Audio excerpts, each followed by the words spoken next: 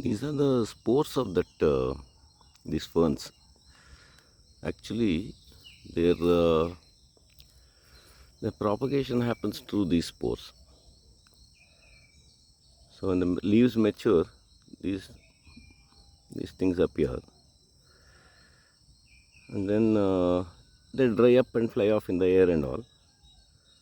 And wherever that seed lands, if it happens to be a good place, it will grow. And for identification of the species also, it's quite a headache. Those experts ask for all these kind of details, that underneath the leaf,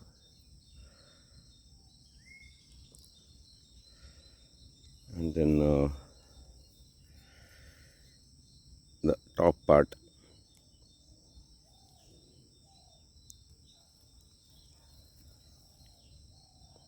Anyhow, today morning I saw this branch had broken and it was so beautiful. Every little thing that nature makes is amazing. And whatever we humans do, it is just a pale imitation, that's all.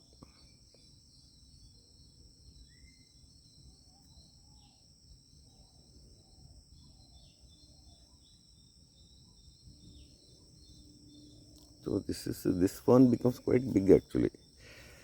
This one is quite common. It grows all over that Western Ghats area in the roadsides and all you will find. One of the hardiest species.